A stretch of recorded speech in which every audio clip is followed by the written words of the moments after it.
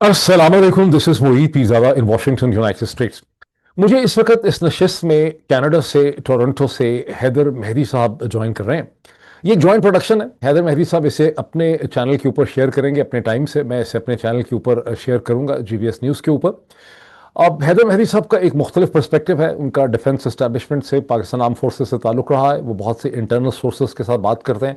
मैं, आपको पता है कि जो एक प्रिंटेड पब्लिश इंफॉर्मेशन होती है उसके ऊपर डॉट कनेक्शन करता हूँ, उसका एक एनालिसिस निकालता हूँ। सो मेरा और हैदर मेहदी के पर्सपेक्टिव में बहुत ज़्यादा फ़र्क होगा। क्राइसिस जो हमारे सामने है, इसको क्राइसिस कहना चाहिए, इसे एक अपॉर्चुनिटी कहना चाहिए, इसे एक दिलचस्प सूरत हाल कहना चाहिए। जहाँ मेरी नाक़िस राय में मैं समझना चाहूँगा कि हैदर मेहदी इसे कैसे देखते हैं। मेरी राय में नवाज शरीफ और शरीफ खानदान जो इस स्टेज के ऊपर इनसिक्योर है कि जनरल आसिम मुनीर को अगर सारी ताकत मिल जाएगी तो शरीफ खानदान को वो कुछ अरसे के बाद फारिग कर देंगे। इसलिए वो जनरल आसिम मुनीर से नेगोशिएट करना चाहते हैं इससे पहले कि नोटिफिकेशन इशू हो। लेकिन बहुत से लोग इससे एग्री नहीं करते। मैंने देखा है कि सोशल मीडिया में बहुत से लोगों की बहुत सी स्पेकुलेशंस हैं। हर हर वीलॉगर, हर एंकर पर्सन, हर लिखने वाला, हर कमेंट करने वाला इसे एक मुख्तलिफ अंदाज से देख रहा है। और इन तमाम थेरीज को और इन तमाम हाइपोथेसिस को हम यहाँ पे टेस्ट करेंगे। वेरी वार्म वेलकम टू जनाब हैदर मेहदी। आप मुझे वेलकम कर ले, मैं आपको वेलकम कर लेता हूँ। जी अस्सलाम वालेकुम। Welcome Mohit, thank you. अच्छा, मैंने एक मुख्तसर सा हैदर इसका कह दिया, मेरा जो मैं समझता हूँ। आप क्या समझते हैं कि इस वक्त शहबाज शरीफ वापस आ चुके हैं? अच्छा, मुझे नहीं समझ आया कि ख्वाजा आसिफ कहाँ पे है। पहले मैंने सुना था वो बाहर हैं, कहीं जर्मनी वर में। क्या वो अभी भी बाहर है? मोहित, मेरे पास ये खबर नहीं है, लेकिन मैं आपको मफरूजे जो है, कंजेक्चर नहीं कह सकते इसको, हम कह सकते हैं considered assessment, based on what we are seeing publicly और जो हमें प्राइवेटली खबरें मिलती हैं। देखिए जी, we have to address four scenarios here. Hmm. पहला सिनारियो ये है, जो आपने कहा कि नवाज शरीफ ने ये गेम खेली है नेगोशिएट करने के लिए आसिम मुनीर से, कि उसको भी ताकत की डिस्ट्रीब्यूशन हो। और नवाज शरीफ के जो तीन बहुत बड़े मुतालबे हैं, जिसके अंदर सबसे पहला है कि मुझे वजीर आजम बनाया जाए वापस। दूसरा मुतालबा इससे जो जुड़ा है वो ये है कि यहाँ वजीर आजम फौरी बना के उसके बाद ये इलेक्शन कॉल करेंगे, और इसको फिर दो तिहाई अक्सरियत भी दिलवानी है। ये अच्छा। दूसरा है मुतालबा जो जुड़ा हुआ है प्राइम मिनिस्टरशिप के साथ। हम्म। तीसरा मुतालबा बहुत खतरनाक है, वो है elimination of Imran Khan physically, कि इमरान खान को खत्म, और उसका ये जो मुद्दा है ये इसके कंधों से बंदूक चलाना चाहता है। और दो छोटे छोटे मुतालबे हैं, लेकिन उसकी फ्यूचर में बहुत इम्पैक्ट है, कि जो vice chief of army staff बनेगा और नेशनल कमांड अथॉरिटी का जो कमांडर बनेगा, तकरीबन हम वसूख से कह सकते हैं कि दोनों 4 स्टार होंगे। वो नवाज शरीफ की एडवाइस पे बनेगा। वैसे तो कानून कह रहा है कि वो चीफ ऑफ आर्मी स्टाफ की एडवाइस पे बनेगा, ये कह रहा है कि नहीं, वो मैं बनाऊंगा। ये इसके चार पांच, एक ये सिनारियो है, तो हम्म। इसका मतलब है ये नेगोशिएट कर रहा है। हम्म। और अगर ये नेगोशिएट कर रहा है और आसिम मुनीर को ये इसने चित कर दिया है, जो कि कर दिया है। Technically Asim Munir is today a retired person. वो तनख्वाह भी नहीं ले सकता, वो किसी डॉक्यूमेंट पे साइन नहीं कर सकता, वो किसी की छुट्टी को अप्रूव नहीं कर टेक्निकली सकता इस। टेक्निकली टेक्निकली का मतलब है लीगली, लेकिन इस कानून की इंटरप्रिटेशन कौन करेगा? ना इस मुल्क में कोई हाई कोर्ट है, ना सुप्रीम कोर्ट है, कुछ भी नहीं है। बिल्कुल सही है। तो हम इस वक्त ना डी जोर बात करें, डी फैक्टो वो सब कुछ कर सकता है, de jure he can not do anything, वो अपनी क्या पेंशन भी नहीं। आसिम मुनीर 10th ब्रिगेड को, जो कोर 10 है उसको इस्तेमाल करके मार्शल भी लगा सकता है? उसके पास ये ऑप्शन है? उसके पास बिल्कुल ये ऑप्शन है, और वो ऑर्डर जो है, जो ऑर्डर उसका फॉलो करेगा 10 कोर का कमांडर आमिर रजा, एक गैर कानूनी गैर आईनी रिटायर्ड अफसर के अहकामात फॉलो करेगा, जब भी इसकी जवाबदारी फ्यूचर में होगी। ये इस वक्त मौजूदा हालत की मौजूदा जो हालात हैं उसके ये एक्चुअल रियलिटी है। हम्म। और डी फैक्टो जो है वो डी फैक्टो है, कि ये चाहे वर्दी पहने ना पहने, नंगा फिरे उल्टा फिरे, पजामा पहने चूड़ीदार पजामा पहने, साड़ी पहने, बुंदे करे, जो मर्जी करे, ताकत इसके पास है तो ये कर सकता है। एक तो ये हम्म। है। हम्म। तो वन सिनारियो इज अब इसके अंदर वैसे क्या सवाल इंटरेस्टिंग हालात हैं इस मुल्क के, है ना? It's a joke. मैं यार बाहर से लोग आया करते थे, बचपन से मैं सुन रहा हूँ कि लोग कहते थे this country is a joke. कोई अमेरिका से आते थे अंकल, कोई बर्तानिया से आता था, कोई कनाडा से आते, वो आता था एयरपोर्ट पे हालात देखता था, कहते थे this country is a joke. तो मुझे बड़ा गुस्सा आया करता था, यार देखो कंटेम्प्ट शो कर रहे हैं टुवर्ड्स माई कंट्री। अब मुझे नजर आता है यहाँ से बैठ के कि this country is a joke. मतलब ये क्या है मतलब? लेकिन इसके अंदर बहुत ज्यादा होप भी है मोहित, मुझे पता है आपकी मेरी इसमें थोड़ा सा राविये में, और उसको हम डिस्कस करेंगे, but hmm. Let me go through the three scenarios quickly. Hmm. The second scenario is के अच्छा, पहले सिनेरियो में ये है कि यार ये नवाज शरीफ खुद कर रहा है या इसके पीछे कोई बैकिंग है? हम्म। बैकिंग किसकी हो सकती है जिसके पीछे ये इतना ज्यादा मेजर इसने स्टेप लिया है कि आसिम मुनीर को लिटरली ही has stripped him naked in front of the whole country, in fact the whole world, ठीक है? हम्म। बहुत बेइज्जती हुई है। हम्म। इससे कोई हम दो राय नहीं है कि Asim Munir is humiliated utterly by him not getting the कमजोर कर चेयरमैन दिया उसको डिफेंस। ना, कमजोर कर दिया उसकी तमाम हैसियत, कमजोर कर दी उसकी। भाई पहले तो जाती तौर पर जो उसको ह्यूमिलेट किया, और दूसरी उसको इनफरादी और रोल के तहत उसको कमजोर कर दिया। फौज में हो गया कि यार ये चीफ है नहीं है फलाना, हर जगह से बातें। मेरे से सर्वे ऑफिसर पूछ रहे हैं, कहता है सर मैंने आपका एक सुबह सुबह वीलॉग देखा, ये वो फलाना, ये आप क्या कह रहे हैं? तो ये भी नहीं है। मैंने कहा "हाँ, नहीं है"। कैसे नहीं है? मैंने कहा इसका एनीवे। तो दूसरा अगर हम इसके साथ जोड़ें तो मुहील, ये आपने भी जिक्र किया था कि हो सकता है कि इसके पीछे अमेरिका ने इसको आंख मारी हो, नवाज शरीफ को, हम्म। और नीचे एक जनरल इन वेटिंग, एक और जो है इनकी जो है तवाइफा या मिस्ट्रेस या जो भी आप उसको कह लें, हम्म। वो तैयार बैठी है।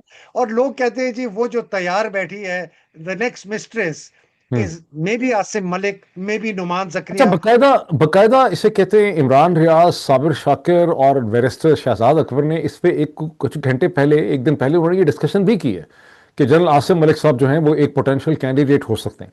लेकिन जनरल आसिम मलिक क्यों हो सकते हैं, नुमान जकरिया क्यों नहीं हो सकते? वजह क्या है? आसिम मलिक का जो सर्कमस्टेंशली हम देख रहे हैं ना, आसिम मलिक सर्कमस्टेंशली जो था उसके ज्यादा रवाबित थे directly with the American establishment, including there security, because ये एनएसए भी है।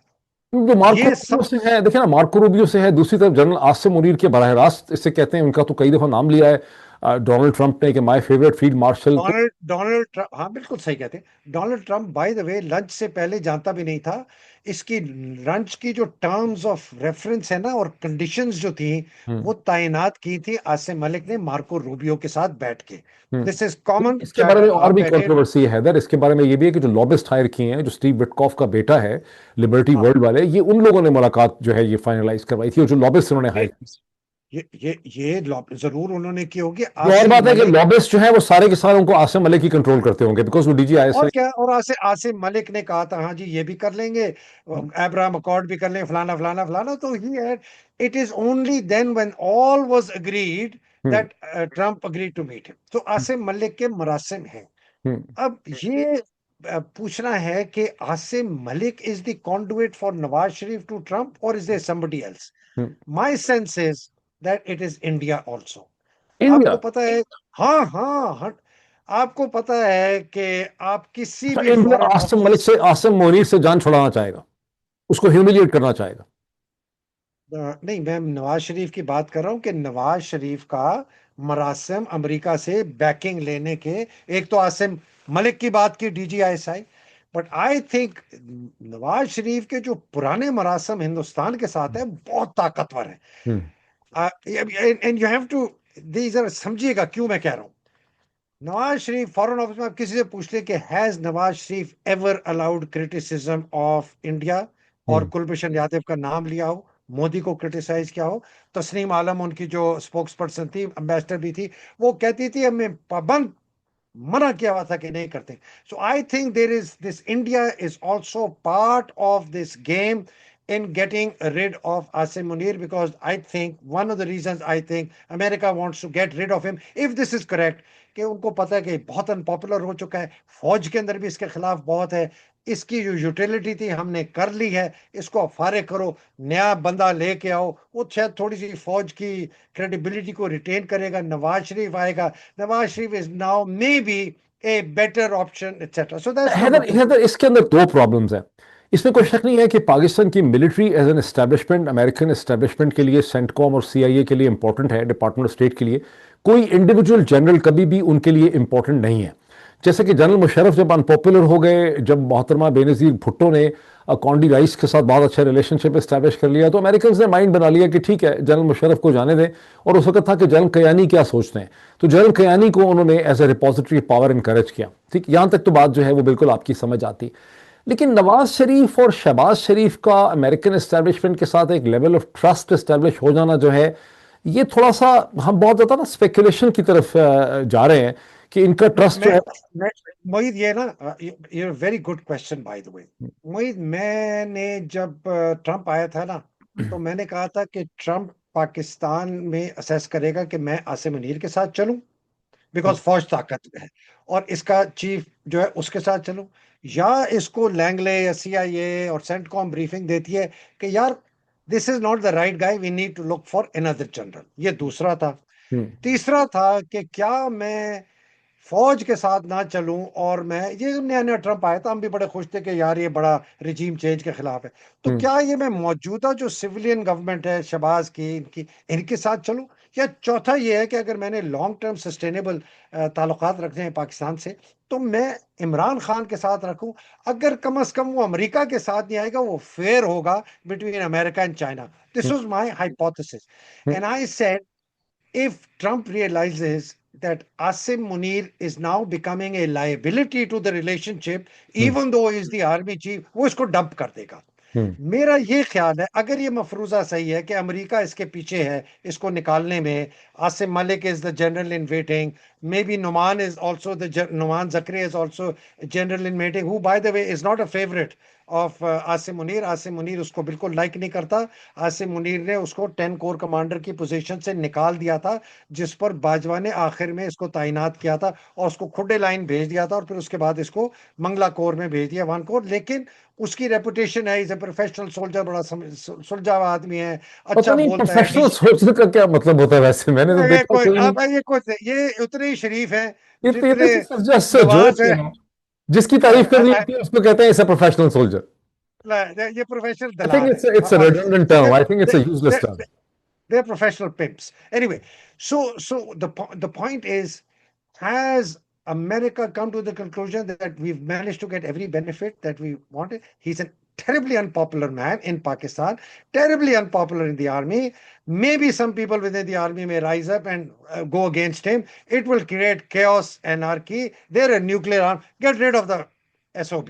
अच्छा, इस तो एक, हाइपोथेसिस में, अगर इस हाइपोथेसिस की डॉट कनेक्टिंग करें, तो इसका मतलब है कि अगले 24-48 घंटों में आसिम मुनीर को रिजाइन करने पर मजबूर किया जा सकता है, और एक नया जनरल जो है उसको आर्मी चीफ नवाज और शहबाज अपॉइंट कर सकते हैं, अगर जिसको बैकिंग अगर हासिल ये होगी ब्रिटेन की, यूनाइटेड स्टेट्स और एमबीएस की।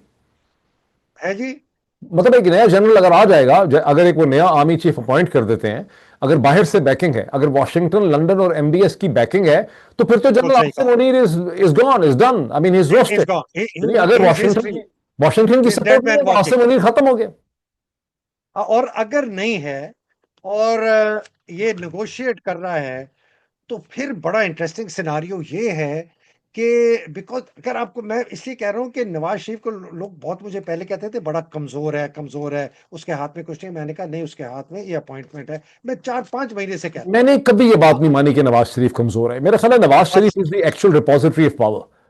अच्छा, बिल्कुल आपने, अच्छा, नवाज शरीफ ने जब ये मरी में गए थे, को याद है 3-4 महीने पहले बड़ी एक मीटिंग हुई, बड़ा आया कि जी ये अपना आसिम भी गया हुआ है, ख्वाजा आसिफ भी है, सब है, भाई भी है, बेटी भी है, मरियम भी है, फलाना भी है, ये है, वो है, परवेज रशीद भी है।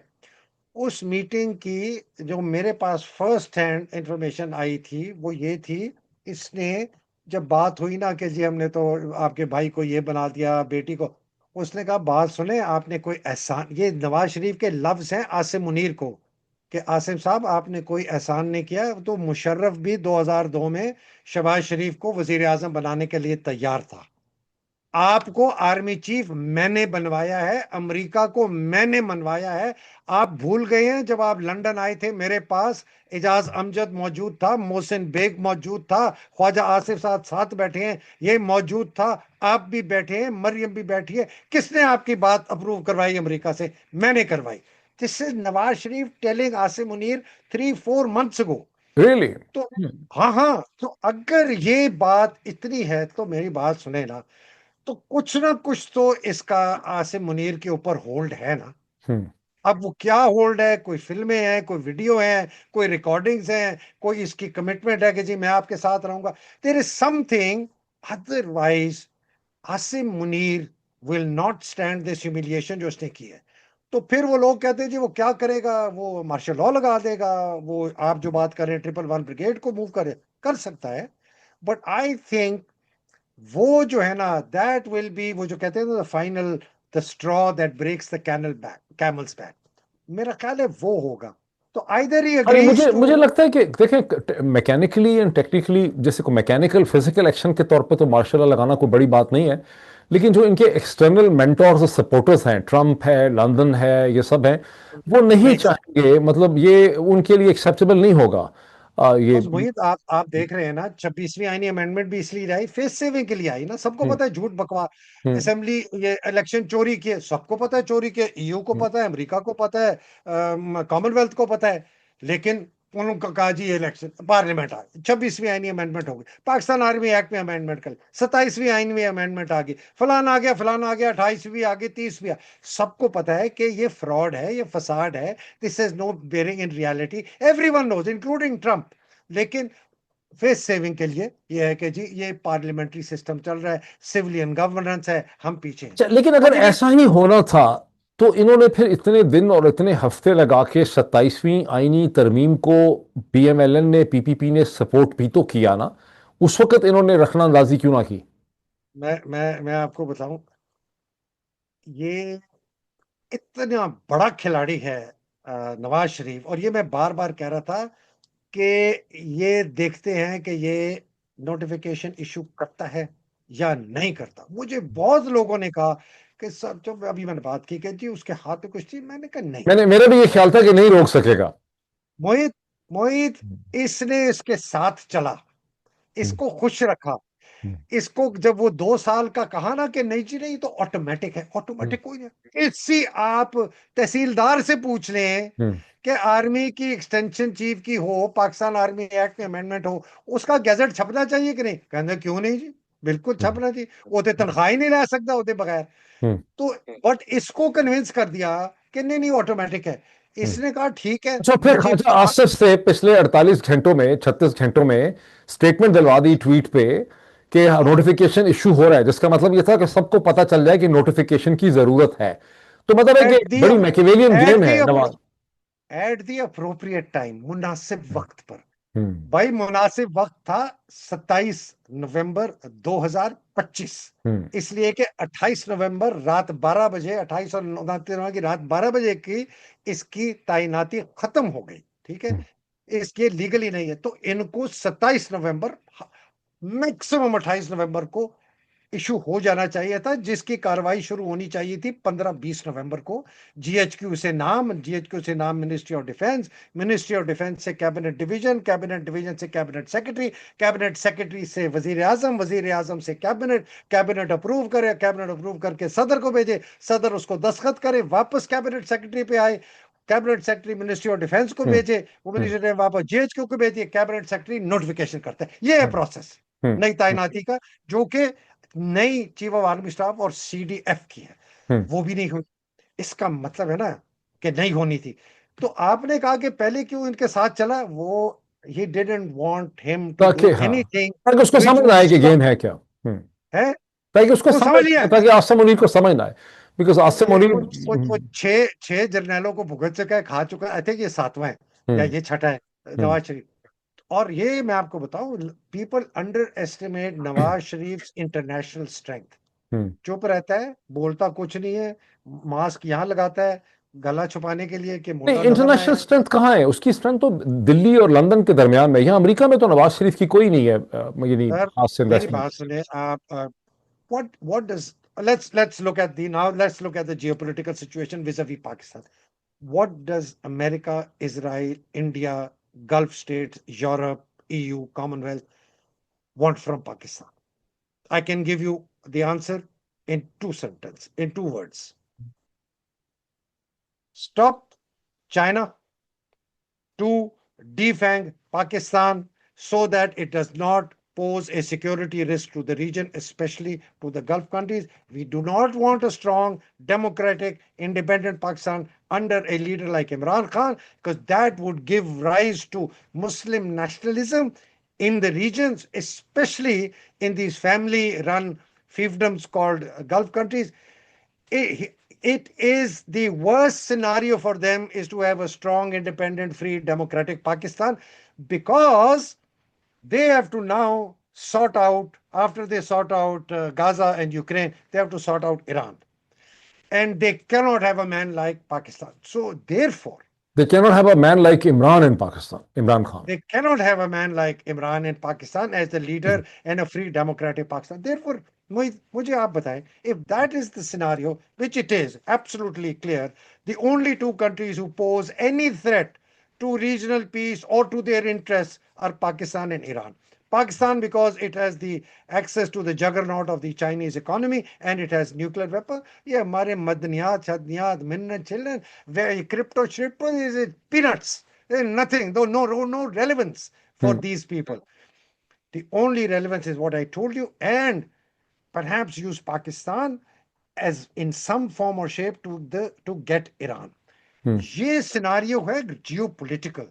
ये पाकिस्तानी फौजियों को नहीं, इससे नवाज की अहमियत कैसे वाज़ेह होती है? देखिए ना, नवाज शरीफ को सऊदीज पसंद करते हैं, हिंदुस्तानी एस्टैब्लिशमेंट उनको पसंद. तो अब बस नवाज है एक कमजोर पाकिस्तान, पपटियर पाकिस्तान, ये पपटियर होगा ना. लेकिन इसकी नहीं, तो जनरल आसिम मुनीर का पाकिस्तान भी कमजोर पाकिस्तान है, ये कौन सा को मजबूत पाकिस्तान? लेकिन why would the West prefer Nawaz? Question ये है ना, जो रिडल है. Why would the West prefer Nawaz and another general versus Asim Munir and Shahbaz, right? हाँ, ये है ना question. And the question is as the simple, like I said, I'm going to repeat that. They think Asim Munir has now become a liability. And till we do not defang Pakistan, we do not want Pakistan to descend into chaos. Asim Munir's continuous stay on the seat will potentially trigger huge resentment within the army, eventually amongst the people, and there is a possibility that Pakistan may descend into anarchic chaos. This is my assessment. This is my reading. And to preempt that, they're saying, get rid of this guy, bring in another guy, till we defang Pakistan. And mind you, मेरी बात याद रखना मोहित, जिस दिन पाकिस्तान ने nuclear अपने assets पर compromise कर लिया किसी भी तरीके से कि वो they are no longer a threat, आपकी तरफ Trump is not even going to do what a dog does next to a lamp post. ये याद रखना. अच्छा हैदर, ये अक्सर लोग कहते हैं डिफाइन कर दें, डिफाइन करने का मतलब है क्या? आपके पास 100 के करीब न्यूक्लियर डिवाइसेस हैं, ऑलरेडी हैं, इतनी बड़ी न्यूक्लियर एस्टैब्लिशमेंट है, आपने मिसाइल्स बनाए हुए हैं, स्टॉक पाइल है आपका. डिफाइन करने का क्या मतलब? ये को प्रोग्राम थोड़ा बंद कर देंगे. आई थिंक डिफाइन करने का मतलब ये होगा, फर्स्ट स्टेज पे इनको इंटरनेशनल ओवरसाइट देनी पड़ेगी, चेकिंग देनी पड़ेगी सारी साइट्स की, ठीक है.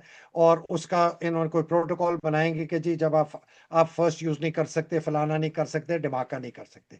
उसके बाद जब आप बिल्कुल गिर रहे ना इकोनॉमिकली, हमें इन्होंने क्या IMF की लाइफलाइन पे क्यों रखा हुआ है कि बस इनको सांस लेने दो कि ये गिरे ना. तो जब आप गिरते जाएंगे डेस्परेट हो जाएंगे, फिर ये कहेंगे, नवाज शरीफ जैसे बंदे को कहेंगे, because Nawaz Sharif has been more than happy to do that. Maybe Asim may not do that, but Nawaz Sharif more than happy. Some other person will be more than happy to and say, okay, now you have to उसको word है Ukraine ने जो किया था, उनको कहते हैं वो नहीं यार, उनकी एक फ्रेज होती है कि वो अब फायर नहीं हो सकते, ठीक है जी. और आप एक स्टेज फेज पे उन न्यूक्लियर वॉरहेड्स को decommission, sorry the word is decommission. इसमें देखिए प्रॉब्लम ये है, अभी मई में जो कॉन्फ्लिक्ट हुआ उसमें पाकिस्तान ने एक बार फिर न्यूक्लियर सेबर रैटलिंग की, ठीक. और पाकिस्तान आर्मी की रैंक एंड फाइल को ऊपर से लेकर जितनी भी टॉप मैनेजमेंट है वो ये समझते हैं कि हमारी सारी की सारी जो रीजनल इंपॉर्टेंस है, जिस तरह से डोनाल्ड ट्रंप भी जान साहब को कहता है कि मेरा फेवरेट फील्ड मार्शल और इनकी सारी इज्जत बनी, इसीलिए उसका ताल्लुक है न्यूक्लियर पोस्चर से है। इसीलिए मतलब ये इसीलिए तो क्या- ये तो अपने आप को एमैस्कुलेट करने वाली बात, ये देखे ना, ये तो कोई आदमी अपने आप मैं को। आपको मैं आपको यही कह रहा हूं, बिल्कुल आप सही फरमा रहे हैं। सॉरी मैं आपको इंटरप्ट करूं, बिल्कुल आप सही फरमा रहे हैं कि आर्मी के अंदर इतनी बेगैरत है, बहुत बेगैरत ये फौज। लेकिन ये मेरा ख्याल है, ये जो रूबिकॉन है ना, ये क्रॉस ये पूरी कोशिश करेंगे कि ना करें। हम्म, मेरा ख्याल ये है कि आसिम मुनीर ने जो नेशनल कमांड अथॉरिटी की अपॉइंटमेंट अपने हाथ में ली है ना, वो उनको ये तसल्ली देने के लिए दी है कि मेरे हाथ में है, और जिस दिन तुम चाहोगे, जिस तरीके से चाहोगे, फेस सेविंग तरीके से चाहोगे, हम कर देंगे। जिस तरह इसने इसराइल को डी फैक्टो रिकग्नाइज कर लिया ना, लोगों को पता ही नहीं चला कि हमने इसराइल को रिकग्नाइज कर चुके हैं। हम्म। हम हमास का हिस्सा बन चुके हैं, पीस प्लान का हिस्सा बन चुके हैं, हमारी फौज जाएगी, सब कुछ है। And therefore, Mohit, he will follow the same pattern, slowly, slowly boiling the frog and decommission. I think if the Pakistan army generals hmm. who are responsible for our nuclear assets allow Asim Munir to stay on, even allow Nawaz Sharif to stay on, they will do everything in their power to have our nuclear assets decommissioned. And the day that happens, you know, India भी खुश हो जाएगा, gulf countries भी खुश, Israel भी खुश, America भी खुश, यूरोपियन यूनियन सब खुश। डिस्टेबलाइज पाकिस्तान, केपी वैसे ही आग में लगा हुआ, बलोचिस्तान वैसे ही आग में लगा हुआ। इंडिया ने स्टोक करना शुरू कर देना कश्मीर के अंदर। उन्होंने एक अपना इनग्रेस करके को अच्छा थोड़े हैदर, सा। ये देखें, ये एक जो ना, ये जो सारा कुछ आप कह रहे हैं ना, ये एक बड़ा लॉन्ग स्टैंडिंग पाकिस्तानी फियर है। बिकॉज पाकिस्तानी इंटेलिजेंसिया, मिलिट्री, सब लोग ये फील करते हैं कि जो सबसे बड़ी हमारी अचीवमेंट है एक कौम की हैसियत से गुज़श्ता 20 30 40 साल में दिखाने वाली, जिसको वो, जिस पे उनकी एक प्राइड है, वो हमारा है न्यूक्लियर, कि हम न्यूक्लियर हैं, हम जौहरी ताकत हैं। बिकॉज अदरवाइज हमने कोई फिजिक्स में कुछ नहीं किया, केमिस्ट्री में कुछ नहीं किया, लिटरेचर में कुछ नहीं किया, पोइट्री में कुछ नहीं किया, कोई पीस स्टडीज़ में कुछ नहीं किया, इकोनॉमिक्स में कुछ नहीं किया, मैन्युफैक्चरिंग नहीं है, हमने कोई आईफोन नहीं बनाया। तो हमारा हमारा ये सब, तो इसलिए हमेशा एक खौफ रहता है कि हमारी सबसे जो कीमती चीज़ है वो हमारा न्यूक्लियर पॉस्चर है, और हमसे ये चीज़ छीन न ली जाए। ऑन दी अदर हैंड, जो पाकिस्तान की मिलिट्री स्टैब्लिशमेंट ने इसराइल को एंगेज कर लिया है, आज हमारे ट्रुप्स पे नेतन्याहू ऑब्जेक्शन नहीं कर रहा, वो तुर्की के ऊपर ऑब्जेक्शन कर रहा है। इसका मतलब है कि उन्होंने उनको रीश्योर करवाया कि यार हम जो है इसराइल के लिए खतरा नहीं है। दूसरी तरफ सऊदी अरब के साथ जो म्यूचुअल डिफेंस पैक्ट किया है, वो बुनियादी तौर पर ईरान के खिलाफ है, वो कोई इसराइल के खिलाफ नहीं। तो पाकिस्तानी मिलिट्री इस्टेब्लिशमेंट का और अमेरिका की मिलिट्री इस्टेब्लिशमेंट के दरमियान में एक कॉन्फिडेंस का रिलेशनशिप है। प्लस इसराइल का ऑब्जेक्शन ना करना पाकिस्तानी ट्रुप्स पे। अभी देखिए ना, इजिप्ट के फॉरेन मिनिस्टर यहाँ पे आए, तो उसके बाद अलाउन हो गया कि भाई हमारे ट्रुप्स वहाँ पे चले जाएंगे, हम सिर्फ हमास से नहीं लड़ेंगे। जब हम जाएंगे तो हमास से लड़ भी लेंगे, फिर उसकी एक्सप्लेनेशन होगी कि भाई वहाँ दहशतगर्द थे, मिसक्रिएट थे, वो हमला कर रहे थे, हमने जवाबी कार्रवाई की। तो मुझे मुझे नहीं, आई एम नॉट कन्विंस्ड, मतलब the whole 99.99% Pakistani people are convinced कि हमें डिफाइंग करना चाहते हैं। मुझे नहीं लगता, हम एक न्यूसेंस हैं इंडिया के लिए। हमने वेस्टर्न एस्टेब्लिशमेंट के बिहाफ पे हिंदुस्तान को भी दबा के रखा हुआ है। हम हिंदुस्तान के लिए भी बहुत बड़ी न्यूसेंस हैं। अभी हमने मई में हिंदुस्तान को बड़ा एम्बेरस कर दिया, हालांकि उन्होंने भी बहुत मारा है हमें, लेकिन जहाज उनके गिर गए। तो ये जो पूरा थीसिस है, मुझे ये पूरा थीसिस ही बहुत कन्विंसिंग नहीं लगता। हम कभी न्यूक्लियर पावर ना बन सकते अगर अमेरिका ना चाहता कि हम न्यूक्लियर पावर बने। 80s में चलिए वो तो बात, आई एग्री, एड्रियन वो एड्रियन लेवी की एक पूरी किताब है, एड्रियन लेवी की एक जी पूरी जी। किताब है कि अमेरिका की इस्टेब्लिशमेंट ने इजाजत दी पाकिस्तान को न्यूक्लियर बनने के लिए। तो मतलब हमारा न्यूक्लियर, हाँ, अब वो उनको लगे कि यार इमरान खान की तरह का कोई टीएलपी की तरह का, जिस तरह कि इमरान खान का एक तासुर गलत पैदा हो गया है कि वो इस्लामिस्ट है। खान साहब ने भी कसर नहीं छोड़ी, उन्होंने अक़वाम मुत्तहिदा में तकरीर कर दी, हम लड़ेंगे, हम लड़ेंगे, हम न्यूक्लियर पावर है, हम आखिरी वक्त तक लड़ेंगे। तो उनका एक गलत इमेज बन गया है। अमेरिका में लोग समझते हैं कि खान एक इस्लामिस्ट है, एक बड़ा खतरनाक है, हिंदुस्तान पे न्यूक्लियर जो है पता नहीं क्या इस्तेमाल कर देगा। तो अमेरिका की तो कोशिश होगी कि पाकिस्तान में एक गैर जिम्मेदार किस्म की हुकूमत ना आए। अनफॉर्चुनेटली वो इमरान खान को भी उस नजर से देखने लग गए। मुझे तो ये समझ आती है आज। अब ये आपकी बिल्कुल समझ, आपकी समझ मैं बिल्कुल ठीक है। दूसरी मैं साइड से आ रहा हूं। नहीं नहीं, आप मैं देखिए, मेरे आप इसमें मेरा आपका बिल्कुल इत्तेफाक है। ऑल्टरनेट क्या है ना, एक है कि जी एक कमजोर पाकिस्तान इन्हें चाहिए, हम्म। इनको ताकतवर पाकिस्तान नहीं चाहिए, इनको कमजोर पाकिस्तान। मैं आपके उस मफरूजे के हिस्से से थोड़ा सा इख्तलाफ करता हूं कि हमें हिंदुस्तान को कंट्रोल करने के लिए रखा है, मैं उससे बिल्कुल इत्तफाक नहीं है। हिंदुस्तान को अमेरिका ने हमें जो इस्तेमाल किया ट्रंप ने, वो हिंदुस्तान से कंसेशंस लेने के लिए, ट्रेड टैरिफ कंसेशन। जो उनको ट्रेड कंसेशन जो उनको मिल गई। What is ideal for USA, for Europe, for Commonwealth, for the Gulf countries, for Israel and India? A weak, broken up, balkanized Pakistan with a lot of internal unrest, with a lot of violence, so that the Chinese cannot extract and use it as an economic highway to its, और जनाब जंग चढ़ती रहे, nuclear हथियार इनके पास ना हो। Nuclear हथियार है तो ये खतरनाक है। न्यूक्लियर हथियार इनसे लेना बहुत जरूरी है, और उसके बाद इनको छोड़ दो। ये साउथ सूडान की तरह ये रुलता रहेगा, को इससे लड़े को उससे लड़े।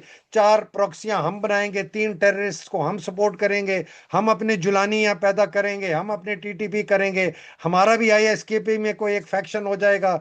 UAE is the past master at this. उन्होंने पूरी सीरिया में ये 10 साल की जंग में कुछ 4 फैक्शंस बनाए, जुलानी वाला। सऊदी अरेबिया भी इसमें अब मास्टर हो गया है, उन्होंने यमन में भी किया, इन्होंने, अच्छा, कतर भी बीच में छलांग मार के। तो ये बड़े एक्सपर्ट्स हो गए हैं एक किसी जगह को अनरेस्ट करने के लिए। इनको बिल्कुल नहीं चाहिए कि कराची पोर्ट तरक्की करे, इनको बिल्कुल नहीं चाहिए कि ग्वादर तरक्की करे। क्यों पागल हैं ये कि जबल अली को ये मरवाएं? तो और साथ ईरान, तो how can they accept Iran? How they can they accept a free अच्छा, लेकिन इस डेमोक्रेटिक? पूरी, हाउ? देखिए ना, इस पूरी कहानी में अमेरिका का जनरल आसिम मुनीर को हटा देना फिट नहीं होता। मैं बता रहा बड़ा हूं, सवाल इसलिए कि बता, उनको ये लगता है कि आसिम मुनीर रिलायबिलिटी है, आसिम मुनीर बिकॉज को ये बहुत हटाना, अनपॉपुलर है। अगर अगर हम उस मफरूजे पे चलते हैं कि आसिम मुनीर को हटाना चाहते हैं, उसका यही है कि this SOB has outlived his utility, we need another SOB, because this man is now a liability and not an asset. अच्छा, अगर ये हाइपोथेसिस तो टेस्ट हो जाएगा अगले 48 घंटे में। हाँ, हो जाएगा। अगर तो वॉशिंगटन पीछे खड़ा है नवाज शरीफ के, और शहबाज शरीफ ने बड़ी हिम्मत की कि वापस आ गए, नवाज शरीफ लाहौर में बैठा है, ये भी मुझे सिग्निफिकेंट लगता है कि इतने दलेर नहीं दोनों भाई कि शेर के मुंह में हाथ दे दें अगर उनको लगे कि हमारे पीछे कोई नहीं है। तो या तो पाकिस्तान आर्मी का एक धड़ा उनके साथ है जिस तरह से लोग स्पेकुलेट करते हैं, और या फिर अमेरिका इनके साथ है और उनको एहतमाद है कि हम मारे नहीं जाएंगे, वरना उनके साथ कारगिल हो चुका है जिस तरह से जनरल मुशर्रफ ने उनको बांध दिया था, जंजीरों में पकड़ लिया था। तो जाहिर है कि उनके साथ हो भी चुका है ना, ये कोई खाली थ्योरेटिकल मॉडल नहीं है, उनके साथ हो चुका है, उनको अंदाजा है कि जीएचक्यू उनके साथ क्या कर सकता है। तो इसका मतलब है कि इनको कहीं से सपोर्ट हासिल है, तो अगले 48 घंटे में ये बात हो जाएगी। अच्छा, अब आ जाए दूसरे हाइपोथेसिस पे कि वो उनकी दो तीन और जो डिमांड्स हैं कि भाई वाइस आर्मी चीफ जो है, अच्छा, एक मुझे जो आपने चार चीजें कही ना जिसमें से आसान चीजें किसके लो हैंगिंग फ्रूट है, जब आप कहते हैं कि वो कहते हैं कि न्यूक्लियर कमांड का जो होगा, जो नेशनल स्ट्रेटेजिक कमांड होगी, उसका जो 4 स्टार जनरल होगा, उसको अपना लगा के नवाज शरीफ को क्या फायदा होगा? वाइस चीफ की बात मुझे समझ आती है, अपना ये जनरल लगाएंगे न्यूक्लियर कमांड का, वो नवाज शरीफ को क्या फायदा? लॉयल्टी, ये छोटा, ये बेसिकली तो ये पटवारी है ना, लॉयल्टी, कि मैं लगाऊंगा बंदे को, उससे कमिटमेंट्स लूंगा। उसके अंडर, बाय द वे, ये नेशनल कमांड अथॉरिटी के नीचे आर्मी स्ट्रेटेजिक फोर्स कमांड, जो आर्मी मिसाइल और delivery system, air force strategic force command जो एयरफोर्स के न्यूक्लियर एसेट्स हैं, और नेवी स्ट्रेटेजिक फोर्स कमांड, ये तीन बाय द वे सर्विसेज की अपनी अपनी कमांड्स हैं, ठीक है ना? नहीं नहीं, उनके नवाज अपने शरीफ को अपने क्या फायदा होगा न्यूक्लियर कमांड? वो तो अल्टीमेटली फिर भी आपस में आर्मी ऑफिसर्स होंगे, अपने कमांडर ऑफ डिफेंस फोर्सेस की तरफ देखेंगे। नवाज शरीफ को क्या फायदा होगा? नहीं नहीं नहीं, अभी ये बनना चाह रहा था ना चीफ ऑफ डिफेंस फोर्स, और एनसीए अपने पास लेना चाह रहा था। अगर वो बंदा ये इसके नीचे आता है, और आर्मी, एयरफोर्स और नेवी की स्ट्रेटेजिक फोर्स कमांड्स उसके पास आती हैं, और वाइस चीफ जो है वो भी इसका बंदा होता है, चेयरमैन, इसका चीफ ऑफ डिफेंस फोर्स के अंडर। और एक बात जो बार बार आ रही है कि उनके जो रोल्स और रिस्पॉन्सिबिलिटीज हैं, वो उस पर झगड़ा है। वो झगड़ा दरअसल क्या है कि vice chief of army staff जो बनेगा, और एयरफोर्स का चीफ जो है, और नेवी का है, वो कह रहे हैं कि जी इनकी पोस्टिंग्स, ट्रांसफर्स और प्रमोशन जो है ना, वो चीफ ऑफ डिफेंस फोर्स नहीं करेगा, आर्मी का वाइस चीफ करेगा।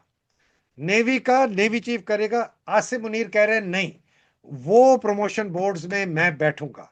अब ये देखते हैं, और इस पर बहुत रेजिस्टेंस आई है नेवी से भी और एयरफोर्स, आर्मी से अच्छा तो अब तक हैदर, नहीं मुझे आई। ये समझ आती है कि आ, अब नवाज शरीफ और शरीफ खानदान ये चाहेगा कि कुछ ऐसा किया जाए, ये कुछ दो ऐसा जर्नैल हल। हमारे, ये भी समझ ले, दो जर्नैल इनके हो गए, वाइस चीफ इनका। अब समझते हैं इनके हुए कभी भी नहीं।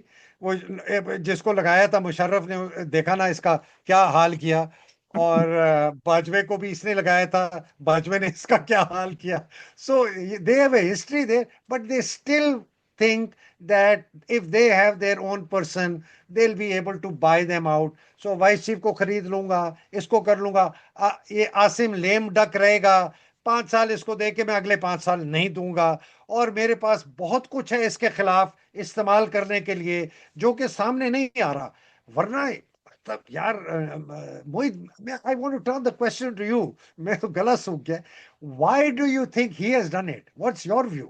देखिए, मेरा व्यू ये है कि नवाज शरीफ एंड शरीफ खानदान राइटली ये एस्टिमेट करते हैं कि जब हम कमांडर ऑफ डिफेंस फोर्सेस भी बना देंगे, आर्मी चीफ भी बना देंगे, सब कुछ आसिम मुनीर को दे देंगे, और आसिम मुनीर ने जो अपनी एक अपनी सलाहियत शो की है पूरे सिस्टम को कंट्रोल करने की, तो आसिम मुनीर बहुत ज़्यादा ताकतवर हो जाएंगे, स्याह सफ़ेद के मालिक हो जाएंगे।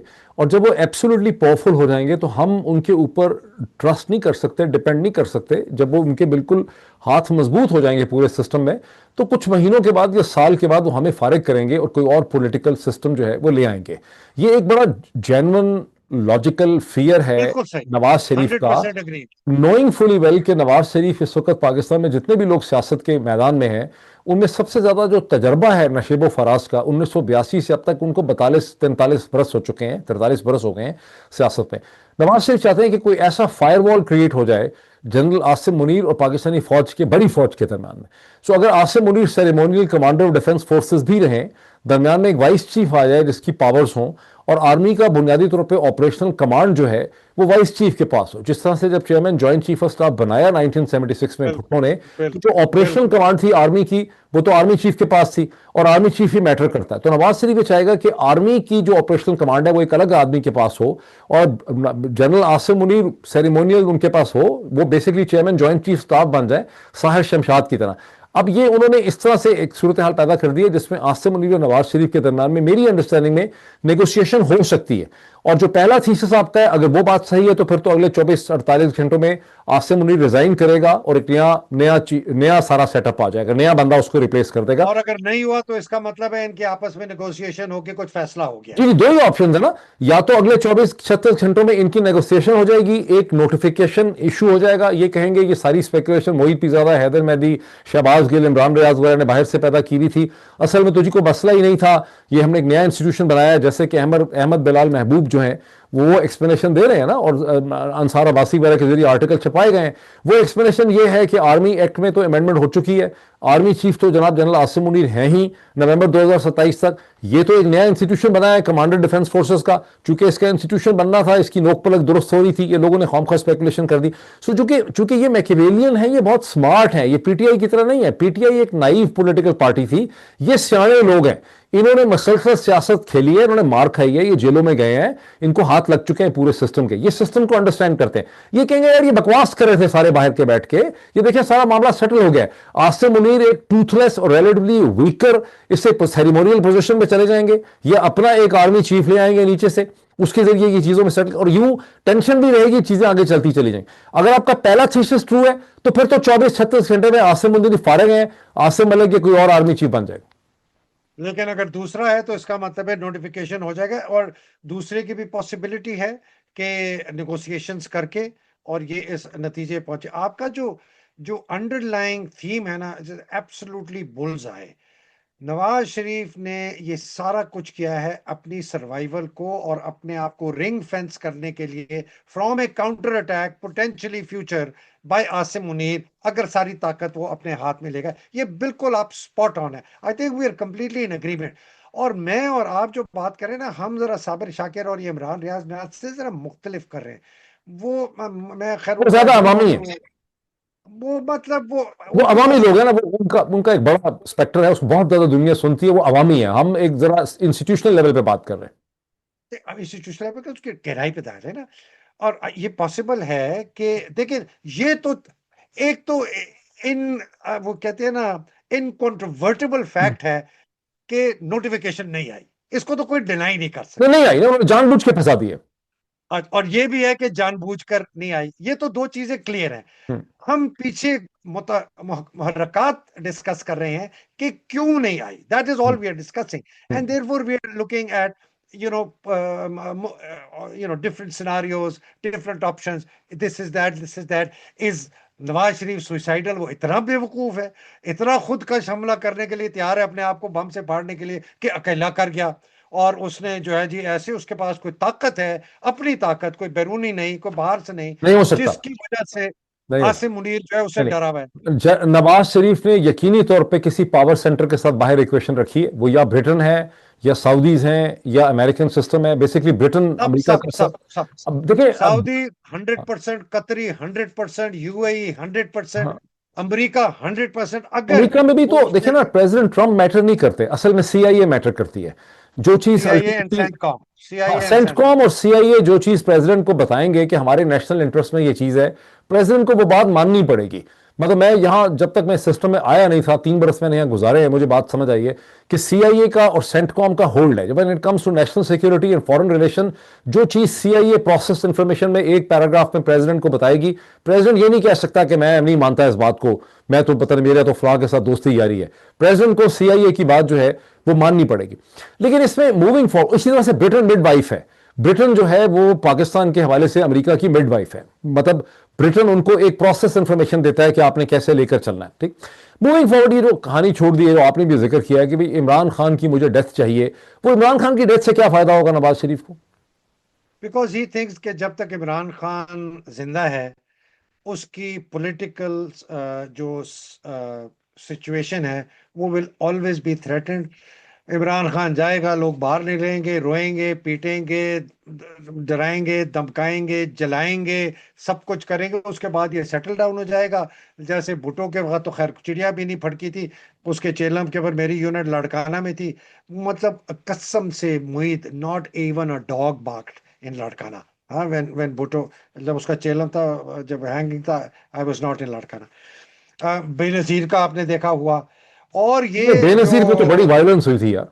बड़ी वायलेंस हुई तो खत्म हो गई ना फिर। लेकिन मेरा तज्जिया ये है कि वो जो एक बड़ी मशहूर किताब है ना, कॉर्नेलियस रायन की, bridge too far. I think if that Rubicon is cross ना, मेरा नहीं ख्याल कि ये काबू आएगा। आपका मुझे पता है ख्याल है कि ये अवाम नहीं उठेगी, ये कभी भी नहीं उठी। मैंने इस अवाम के अंदर जो तब्दीली देखी है पिछले 3.5 साल में, मैंने, जब से मैं सियासत में आया हूं, और मैं 1972 में सियासत में आया, जब मैं कॉलेज में आया था, और 74 में फौज ज्वाइन की, और मार्शल लॉ के खिलाफ इस्तीफा दे के गया। और जब छोड़ी 1981 में, मैंने एयर मार्शल अजहर खान की तहरीक इस्तकलाल ज्वाइन की। Anyway, I just want to tell you, I have never seen the Pakistan nation so engaged, so aware, so educated, so aroused for what they think is in their interest. The only thing that has not happened is the people flooding the streets of Pakistan to fight for their rights. Everything else तो before मुझे that has Haider ये happened. लगता है कि देखें, यहां पे problem ये है कि बेनजीर को तो दहशतगर्दों ने, अननेम्ड दहशतगर्दों के जरिए मरवा दिया गया। मरवाया तो पावर सेंटर्स नहीं, मैं नहीं मानता कि जिन लोगों ने बेनजीर को मारा वही कॉन्स्पिरेटर्स थे। कॉन्स्पिरेटर्स तो पिंडी इस्लामाबाद के दरमियान ही थे, मतलब यही लोग थे जिन्होंने मारा बेनजीर को। 100%, मुझे शक है 100%. कि आसिफ अली जरदारी, पाकिस्तान की मिलिट्री इस्टेब्लिशमेंट, जनरल साहिबान, आईएसआई वगैरह, इन सब के दरमियान में ऐसे लोग होंगे जिन्हें पता होगा कि किसने क्या किया। ठीक। जुल्फिकार अली भुट्टो को एक फांसी का मुकदमा सुनाया गया। सुप्रीम कोर्ट ऑफ पाकिस्तान, जो हमेशा के लिए बेचारी एक बहुत ही बेकार इंस्टीट्यूशन है, उसके जरिए वो सब कुछ किया गया। इमरान खान के ऊपर कोई ऐसी चीज़ नहीं है। इमरान खान रियासत का कैदी है, उसका जेल में इमरान खान का मर जाना जो है, खुदा ना खास्ता, वो पाकिस्तान की रियासत को बड़ा महंगा पड़ेगा। लोग सड़कों पे आते हैं, शायद एक दिन आए, 2 दिन आए पंजाब में, वो एक टेम्पररी फेज है। इमरान खान का मर जाना, खुदा न खास्ता का मतलब है कि खैबर पख्तूनख्वा आपके हाथ से निकल जाएगा। आपके ऑलरेडी, हाँ, एक इंसर्जेंसी चल रही है बलोचिस्तान में, ऑलरेडी चल रही है। नवाब बुख्ती की बात से आज तक गोली चलना बंद नहीं हुई बलोचिस्तान में। हम उनको फितना हिंदुस्तान कहें, फितना खवारिज कहें, बुनियादी तौर पर ये रिबेलियंस हैं और रिवॉल्ट्स हैं जो चल रहे हैं पेरिफेरल एरियाज में पाकिस्तान के। अगर अब इमरान खान को मार डालते हैं तो खैबर पख्तूनख्वा में कभी इंसर्जेंसी रुकेगी नहीं, और खैबर पख्तूनख्वा भी जोग्राफिकली हिंदुस्तान से कोई बहुत ज्यादा दूर नहीं है। मतलब अगर आप उसके दूसरी तरफ देखें, कश्मीर है, सारा कुछ है, ये सारा का सारा एक आर्क ऑफ इंसर्जेंसी बन जाएगा। मेरा नहीं ख्याल कि पाकिस्तान की मिलिट्री इस्टेब्लिशमेंट अफोर्ड करती है कि इमरान खान को इस तरह से मार दिया जाए। वो तो चाहते हैं कि इमरान खान लटकता रहे लटकता रहे। एक स्टेटस को अचीव हो गया है कि इमरान खान 2 साल 4 महीने से जेल में है, मजीद भी अगर लटका रहेगा ठीक है, तायब हो जाए, माफी मांग ले, किसी तरह से कमजोर हो जाए, 73 ईयर्स का है, मार डालने से इनको नुकसान होगा। मुझे नहीं लगता कि मार डालने से इनको फायदा होगा। but Nawaz wants that, ना? Why? Nawaz, because he believes कि इमरान जब तक जिंदा है वो थ्रेट है इसके लिए, इसकी पॉलिटिकल पावर। वो समझता है कि इमरान खान जब चला जाएगा, ये पीटीआई वाले जो हैं अभी भी कुछ नहीं करते। और बाय द वे, मैं आपको एक बात बता दूं, शायद आपको हैरान कौन हो, ये जो आपने एक बयानिया देखना शुरू कर दिया है ना, कि अब वो है कि जी ये चंद जर्नैल हैं, ये फौज नहीं है। आपका दोस्त शहबाज गिल भी इसको बहुत एक्टिवली प्रमोट करता है, इमरान रियाज इसको एक्टिवली बहुत प्रमोट करता है, साबिर शाकिर ने भी प्रमोट करना शुरू कर दिया, सभी काजमी ने भी शुरू कर दिया। ये सारे लोगों ने यूनिफाइड ऑर्केस्ट्रेटेड एक ये नैरेटिव शुरू हो गया कि फौज ठीक है, ये चंद जर्नैल हैं। I find this, I find that very very dangerous. मुझे वैसे बड़ा ये लग रहा कॉम्प्लेक्स है आर्गुमेंट है ना हैदर, कि आप है जब कहते हैं ना कि फौज है, आप भी तो यही कहना चाहते हैं ना कि फौज का जो मैनेजमेंट स्ट्रक्चर और गवर्नेंस स्ट्रक्चर है, उसका जो ढांचा बना है, आर्मी चीफ, आईएसआई वगैरह, ये प्रॉब्लम है ना। मतलब फौज का सिपाही या फौज का अफसर तो प्रॉब्लम नहीं है ना। नहीं, फौज का सिपाही अफसर प्रॉब्लम है। वो कैसे? प्रॉब्लम इसलिए है कि फौज का अफसर और सिपाही जो है, उसको ना मुल्क से मोहब्बत है, ना आइन से मोहब्बत है, ना कानून से मोहब्बत है। उसको सिर्फ अपने नौकरी, अपनी तनख्वाह, अपनी पेंशन, अपना प्लॉट, और आर्मी चीफ से नीचे जिस किस्म के अहकामात आएंगे मैं मानूंगा। It's a mercenary army, you have to understand, and this is instilled from day one. आपके पीएमए में जो अफसर जाता है और रेजिमेंटल सेंटर में जो सिपाही जाता है, इसीलिए जहां से सबसे ज्यादा भर्ती होती है इस फौज की अब भी, पंजाब से और पठानों में से, ये वही मार्शल रेसेस थी जो अंग्रेज ने चुनी थी। तो उन्होंने क्यों चुना इसको? उन्होंने बंगालियों को क्यों नहीं रखा फौज में? उन्होंने बिहारियों को क्यों नहीं रखा? उड़ीसा वालों को क्यों नहीं रखा? साउथ के लोगों को क्यों नहीं रखा? हिंदू ब्राह्मण को क्यों नहीं रखा? जो कि ब्रिटिश इंडियन आर्मी की जो 3 आर्मीज थी, ब्राह्मण Hindus constituted 70% of that army. And 1857 के बाद completely eliminated, Bengalis eliminated, because they found that these people from the heartland of Punjab and the heartland of KP or frontier or whatever were very subservient people who have no interest in anything other than money and following orders, have no leadership qualities, take no initiative, are semi-literate, uneducated, agrarian, and have no desire for nationalism. And that is a deep rooted culture from thousands of years of caste driven Hindu Brahmin culture and 200 years of British class structure. तो वो reinforce हो गया, मुसलमान बन गए, पाकिस्तानी फौज बन गई। क्या, मुझे बताएं, मैं आपको एक दिखाता हूं, मैं वो उसको नहीं लगाता। मेरी यूनिट का जो झंडा है उसके नीचे लिखा होता है 33 पंजाबी मोहम्मदन्स। 15 पंजाबी लिखते, 33 पंजाबी पंजाबी मोहम्मदन्स। मोहम्मदन। हाँ, ये अंग्रेजों ने पहली पंजाबी मुसलमानों की यूनिट बनाई थी 1860 में। And we take pride in this name Punjabi Mohammedan, which was a derogatory title given to, demean. They didn't call us 33 Punjabi Muslims. They called us 33 Punjabi Muhammadan. We take pride in that. There was a Punjab unit that till about 20 years ago had the battle honors of Seringapatam in their mess, which is that we participated in defeating. अच्छा देखिए ना हैदर, अब मुझे नहीं पता कि No, Imran no, it's very important to hear. Mohit, people don't understand this. Shahbaz Gill, all these guys, they have no. And नहीं, I वो ठीक है। think it's नहीं not. नहीं नहीं नहीं, देखिए शहबाज गिल, इमरान रियाज, साबिर शाकिर जो हैं, या सभी But a lot Kazmi. of people listen to them. A lot of people listen to you. नहीं, Through मैं you. थोड़ा सा, देखिए मैंने आपका, सबने सुन लिया ना आपका पर्सपेक्टिव, मैंने भी सुन लिया। देखिए मुझे दूसरी साइड से आने दें। शहबाज गिल इमरान रियाज, सबीक आजमी, साबिर शाकर इंस्टीट्यूशनल नहीं है, उन्होंने इंस्टीट्यूशंस में काम नहीं किया, ये मीडिया के लोग हैं, ये पॉलिटिक्स के लोग हैं। आपने फिर मिलिट्री में काम किया, मैंने सिविल सर्विसेज में काम किया। Now let me give you the arguments from the other side. दुनिया में 5-6 मुल्कों को छोड़ के हर मुल्क में एक फौज एग्जिस्ट करती, जो 5-6 छोटी छोटी स्टेट्स हैं। इवन स्विट्जरलैंड के पास फौज है, कनाडा बहुत पीसफुल है, उनके पास भी फौज है। जिन मुल्कों के पास छोटी छोटी, लाइechtenstein फॉर इंस्टेंस स्टेट है यूरोप में, स्विट्जरलैंड के करीब, जिनके पास फौज नहीं है, उनकी डिफेंस की जिम्मेदारी किसी और रियासत की फौज के पास है। उनका कोई एक डिफेंस एग्रीमेंट है या रिलेशनशिप है। हालांकि ये यूरोप में तो बिल्कुल पीसफुल है, आप सोच नहीं सकते कि सेंट्रल यूरोप में या वेस्ट यूरोप में कोई रियासत किसी दूसरी रियासत से लड़ेगी। लेकिन उसके बावजूद ब्रिटेन के पास भी फौज है, फ्रांस के पास भी फौज है, जर्मनी के पास भी फौज है, डेनमार्क, नॉर्वे, सबके पास अपनी अपनी फौज है। ठीक, पहला बात। अच्छा, दूसरी बात है कि हर फौज जो है उसके अंदर एक लीनियर कमांड है। जो फौज का लिeutenant, कैप्टन, मेजर, कर्नल और ब्रिगेडियर है, उनको सोचने की इजाजत नहीं है, उनको ब्लाइंडली ऑर्डर्स को ओबे करना है। बिकॉज सारी की सारी जो ट्रेनिंग है ब्लिंकर्ड हॉर्स की तरह, वो वॉरफेयर के लिए है। और वॉरफेयर बजाते खुद एक बड़ी इलॉजिकल किस्म की चीज है। यानी मैं फॉर इंस्टेंस कभी भी फौज का सिपाही और अफसर नहीं हो सकता, बिकॉज मेरे जहन में पहला क्वेश्चन ये होगा कि यार हम लड़ी क्यों रहे हैं, हम नेगोशिएशन ही क्यों नहीं कर लेते, हम बंदे मार रहे हैं, खून रहा है, ये भी मतलब माओ के बच्चे हैं जो आगे से।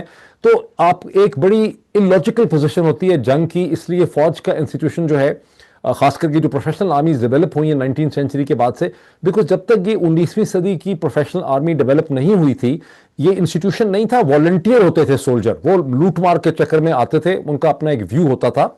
ये जो पुरानी जंगें बादशाहों की, उसमें स्टैंडिंग आर्मी तो नहीं होती थी। तो स्टैंडिंग आर्मी की ट्रेनिंग ये है कि आपने ऑर्डर्स को फॉलो करना है। इसलिए जरूरी ये है कि आर्मी को किसी भी पॉलिटिकल सिस्टम के ऊपर कंट्रोल हासिल ना हो, जैसा कि तमाम वेस्टर्न कंट्रीज और डेमोक्रेसीज में, जिस मुल्क में मैं हूं अमेरिका में, यहां पर फौज का सारा स्ट्रक्चर इस तरह से रखा गया है। यानी अमेरिका की फौज अमेरिका के लिए सबसे बड़ा उसको खतरा समझा जाता है। आप देखें तो सही, इन्होंने 11, इसे कहते हैं 11 इनकी जो है कॉम्बटेंट कमांड्स। कहाँ 11 कमांड्स हैं? North American command, south American command, central command, European command, cyber command, nuclear command, फलां कमांड, फलां कमांड, 11 कमांड हैं। पैसिफिक कमांड, बिल्कुल ठीक है, पैसिफिक कमांड एंड सब। अच्छा, अब आगे देखें कि ये सारी की सारी कमांड्स के जो कमांडर्स हैं, वो कभी भी किसी एक छत के नीचे इकट्ठे नहीं हो सकते बगैर प्रेसिडेंट की परमिशन के।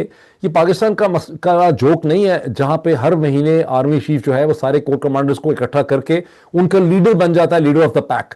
ये जो 11 कमांड्स अमेरिका की हैं, ये कभी अपने सेक्रेटरी डिफेंस की, सेक्रेटरी डिफेंस अगर इनको बुला ले, पीट हेग्सेट ने रिसेंटली सबको बुलाया था, अगर सेक्रेटरी डिफेंस इनको बुला ले प्रेसिडेंट की परमिशन से तो इनको बुला सकता है, अदरवाइज ये कभी इकट्ठे नहीं होते। ये एक दूसरे को जानते भी नहीं है, इनकी मीटिंग्स भी नहीं होती। ये 11 की 11 कमांड जो है, ये अमेरिकन प्रेसिडेंट को बेसिकली तौर पे उसके अंदर है, वो इनका कमांडर इन चीफ है। ये 11 कमांड्स कोई भी चीज खुद से कोऑर्डिनेट नहीं कर सकती।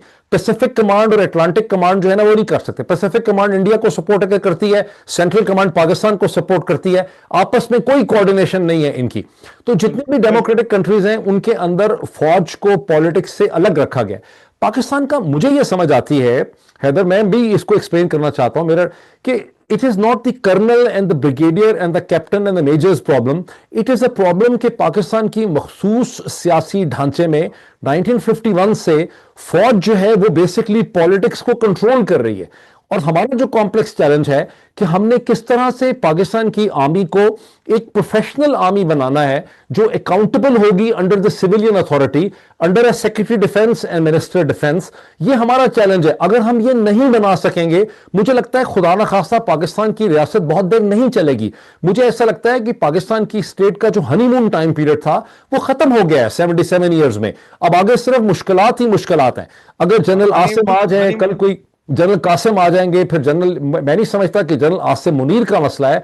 मतलब ये आर्मी चीफ की इस किस्म की पावर होना, पूरी फौज को इकट्ठा कर लेना, उसका चेयरमैन उसका बन जाना कि मैं CDF बन जाऊंगा, ISI जो है उसकी सारी पावर होना फौज के ऊपर। शहबाज शरीफ साहब ने मेहरबानी की, डिस्ट्रिक्ट मैनेजमेंट पुलिस को भी ISI के नीचे उनकी ACR लिखने के लिए दे दिया 2022 के नवंबर में। तो इन तमाम चीजों से एक खौफनाक सेंट्रलाइजेशन पैदा हो गई है, जिसमें आर्मी चीफ, उसके चंद अपॉइंटेड जनरल। देखे ना इस वक्त सूरत हाल क्या है कि आर्मी चीफ, कोई जनरल पाकिस्तान का ऐसा नहीं बचा जिस बेचारे की अपनी कोई सेल्फ रिस्पेक्ट है। सारे जनरल्स जो हैं वो आसिम मुनीर से डरते हैं। जो बंगला के कोर कमांडर ने थोड़ी कोई हिम्मत दिखाई, कोई लाहौर वाले ने कोई डिसेंट कर दिया, जिस मेजर जनरल ने कोई उसके बारे में पता चला सबको अलग कर दिया गया। वो एयरफोर्स में देखें, जिस किसी ने कोई रिपोर्ट लिखी है डिसएग्री किया, उनके उन्होंने केसेस बना दिए। तो ये मतलब है कि फौज, मुझे ऐसा लगता है कि बजाते खुद एक बड़ी मिजरेबल सिचुएशन में चली गई है। तो जब आप ये कहते हैं कि फौज का स्ट्रक्चर है, तो आपको सोल्यूशन देना पड़ेगा ना कि हमने इसको मैं रिफॉर्म बिल्कुल कैसे देता हूँ, करना है। आपने, मैं बिल्कुल दे आप मैं स्विट्जरलैंड से भी तो सोल्जर नहीं लाएंगे ना, आप कोई कहीं मैं और से लाएंगे सोल्जर, क्या बलोच भर्ती कर लेंगे? आपको इसी को रिफॉर्म करना है। अच्छा, मैं चार बातें हम्म। खत्म करता हूँ। और सबसे पहले जो यूनिटी ऑफ कमांड है ना, जो आप कहते हैं, और चेन ऑफ कमांड के जी, ऊपर से नीचे, बहुत इंपॉर्टेंट है। क्योंकि अहकामात आए, क्वेश्चन नहीं करने, therefore leads to the second, unquestioning obedience to command. तीसरा जो कैवियट है ना, वो बहुत इंपॉर्टेंट है कि unquestioning carrying out of orders which are legal and lawful. ठीक है ना? पाकिस्तान में वो डिफरेंस जो था लीगल एंड लॉफुल का और इलीगल एंड अनलॉफुल का नहीं है। अमेरिका में भी नहीं था, बाय द वे। और उसी वजह से बड़ा अबू गरेब हुआ, उसी वजह से माई लाइक मैसेकर हुआ वियतनाम में। तो लेकिन उन्होंने उसको रेक्टिफाई किया, ठीक है ना? उन्होंने फिर जिन जिन लोगों ने किया, उन्होंने उनको अलामती तौर पर एग्जेम्पलरी पनिशमेंट्स दी कि कोई और लेफ्टिनेंट जो है वो माइलाई मैसेकर नहीं करे, कोई और लड़की जो है वो कुत्ते को लेके अबू गरैब में नहीं करेगी। उन्होंने उसको रोकने की कोशिश की, वरना उन्होंने कहा कि ये तो हाथ से बाहर चली जाएगी। So it is very important. मैं सोल्यूशंस पे भी आता हूं, या प्लीज अंडरस्टैंड करें। तीसरी चीज है जो कि बहुत इंपॉर्टेंट है, वो हर फौज में होती है, कि वो बिल्कुल ब्लैक एंड व्हाइट में सोचता है, उनमें ग्रे एरिया नहीं होता है। या तुम हमारे दोस्त हो या तुम हमारे दुश्मन हो। अगर तुम हमारे दुश्मन हो तो तुम्हें हमने तबाह करना है, नेस्तो नाबूद करना है। तुमसे बातचीत नहीं करनी, निगोशिएट नहीं करना। आए बैठे चाय पिए, ये सिगरेट भी पिए, अब बताएं जी ये टेकरी आधी मुझे दे दें, आप वो आधी टेकरी ला। आपको फना करना है, कत्ल करना है। अब ये सोच जो कि डाली जाती है पीएमए से, रेजिमेंटल सेंटर से, और पिछले 75 साल से, 1951 से इस फौज ने जितना मार्शल लॉ में, सियासत में आया, हर अफसर जवान ने देखा कि कोई भी गैर कानूनी, गैर आईनी जो हरकत करता है आर्मी चीफ, उसकी किसी को सजा नहीं मिलती। और नीचे सिपाही से लेकर जर्नैल तक जो जो अहकामात ऊपर से आर्मी चीफ देता है, चाहे गलत हो, चाहे कत्ल कर दो, मार दो, अगवा कर दो, टॉर्चर कर दो, सजा कोई नहीं मिलती। तो यार, अकाउंटेबिलिटी कोई नहीं। बजाय सजा के उनको तरक्की मिलती है। हम्म। जो आदमी ज्यादा टॉर्चर करता है, ज्यादा जुल्म करता है, फैसल नसीर पास ओवर हो गया था, जनरल नहीं बना रहे थे, चूंकि इतना जालिम आदमी था, और इनको चाहिए था एक जालिम आदमी आईएसआई में। इस आदमी को 1 साल बाद अपने कोर्स के इसको मेजर जनरल बना के डीजीसी बनाया, और इसने जो कत्लो गारत और जुल्म का बाजार गर्म किया। मेजर जनरल वाजिद अजीज जो डीजीएमआई है, 12 डिव का कमांडर था, अपने जमाने में बड़ा अच्छा कमांडर समझ आता था, लेकिन बहुत जालिम आदमी था। उसको लाके डीजीआईएमआई बनाए। तो आप अगर गलत काम करेंगे, आप वो काम करेंगे जिससे आपका आर्मी चीफ खुश होगा, और वो अपने करेगा, तो आप, तो ये हो गई आपकी तीसरी बात। चौथी बात क्या है?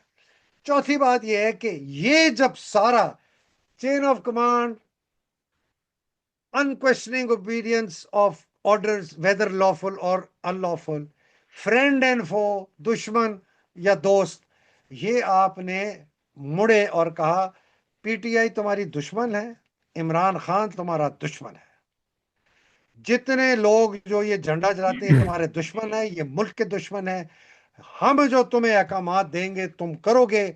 इस आदमी ने 26 नवंबर 2024 को, ये मैं एनी शाहिद की आपको खबर दे रहा हूं, इसने डीजी मिलिट्री ऑपरेशंस के दफ्तर में बैठ के खुद डायरेक्ट ऑर्डर्स ड्रॉप दिए साइट थे। में छप चुका है, American publication site drop site में सारी डिटेल्स छपी हैं। 1 ब्रिगेड को खुद ऑर्डर दिए हैं, खुद हम्म। हिमसेल्फ। नहीं, एंड लेकिन देखिए हैदर, ये ठीक है, वो हमें नहीं, पता है। बट लिसन लेकिन टू मी, हैदर, ये लिसन टू मी। सोल्यूशन देखे नो ना। नो नो, यू हैव आपने एक रिस्ट्रक्चर करना होगा ना आपको। अब स्ट्रक्चर करें नहीं, पहले मैं समझा तो दूं कि हर सिपाही, हर फौजी अफसर जो है वो बरियो जिम्मा आप नहीं कह सकते। अब हर एक को मार भी नहीं सकते, आप 7.5 लाख को फांसी तो नहीं लटका सकते ना, और गोली भी नहीं मार सकते।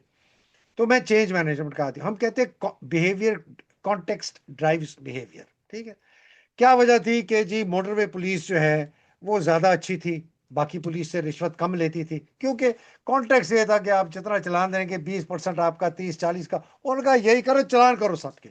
क्या वजह है? ट्रैफिक वार्डन जो लाहौर में लेके आए वो अच्छे थे, क्यों? उनको भी यही था कि आप जितने चलान करेंगे इतना फीसद आपको, तो आप रिश्वत डालें, वो रिश्वत नहीं लेते थे। आपने अगर कॉन्टेक्स्ट चेंज करना है ना पाकिस्तान का, आपको 3 चीजें चेंज करनी है। सबसे पहले आपको जिन लोगों ने आइन तोड़ा है, कानून तोड़ा है, ये अखलाकियात तोड़ी हैं, इन्होंने ह्यूमन राइट्स अब्यूजेस किए हैं, कत्ल किया है, आपको उनको सजा देनी है। Because the only thing that the military mind understands is punishment, not reward. Punishment, because everything is driven by सजा। सजा से बचने के लिए हर बंदा करता है कि जी मेरी प्रमोशन, मुझे अगर नहीं हुआ तो मुझे प्रमोशन नहीं होगी, वो रिवॉर्ड है। पहले तो ये इसलिए मैं कहता हूं कि आसिम मुनीर को फांसी लगनी चाहिए आर्टिकल 6 के तहत, बाजवा को लगनी चाहिए, नदीम अंजुम को लगनी चाहिए। ये मैं कोई भड़ास नहीं निकाल रहा, कोई गुस्सा नहीं है। ये सजाएं बहुत जरूरी हैं कि फौज के अंदर ऐसा खौफ बैठे, जर्नैलों में, कर्नैलों में, सिपाहियों में, कि यार अगर जर्नैल लटक सकता है तो मैं किस खेत की मूली हूं। ये बहुत इसेंशियल है फौज की रिस्ट्रक्चरिंग के लिए, वरना ये रिस्ट्रक्चर नहीं करने देंगे आपको। दूसरा, आपको ऊपर की लेयर के 200, 250, 300 सीनियर ऑफिसर्स को रिटायर करना पड़ेगा, जिसने अर्दवान ने किया। ठीक है, अर्दवान के पास इकोनॉमिक पावर बहुत थी, उसने तो हजारों में निकाले, नेवी से, एयरफोर्स से, आर्मी से, उन्हें सफाया कर दिया। लेकिन सफाया करने के बाद भी इंसरेक्शन हुई, उसके बाद दूसरी दफा सफाया किया, ये आपको दूसरी सफाया करनी पड़ेगी। तो बेसिकली आपको तीसरी आपको चीज, अकाउंटेबिलिटी करनी है, सजाएं देनी है, रिस्ट्रक्चर करना है, मॉडल को चेंज करना रिस्ट्रक्चरिंग, है। अब रिस्ट्रक्चरिंग पे आ जाए। रिस्ट्रक्चरिंग एग्जैक्टली जो आपने अमेरिका का कहा है। आपको आर्मी को single point of singular nuclear complete authority को ब्रेक करना है। इससे फौज की अफादियत भी बढ़ेगी, और इससे चांसेस के कोई फ्यूचर बोनापार्ट जो है वो आके नहीं है। क्या आपको पाकिस्तान को 4 कमांड्स में बनाना है, combatant commands, north, east, west, south. North का कमांडर जो है वो कश्मीर और हिंदुस्तान, वो फौज का अमूमन होगा। आपका ईस्ट का कमांड भी जो है वो फौजी होगा। आपका जो वेस्ट का कमांड है ना, वहां आपकी लैंड वॉरफेयर इतनी नहीं होगी, बॉर्डर आपका है अफगानिस्तान के साथ ज्यादा। आपका एयर ड्रोन, उसका जो कमांडर होगा वो एयरफोर्स का होगा, बिकॉज वो उसको समझता है। और जो सदर्न कमांड है उसका कमांडर होगा नेवी से। लेकिन इन चारों कमांड के अंदर, पहली 3 के अंदर army air force, army air force, army air force, जिस तरह अमेरिकन कमांड के अंदर हर कमांड के अंदर फौज होती है, एयरफोर्स होती है, नेवी होती है, मरीन्स होते हैं, बाकी बाकी होते हैं।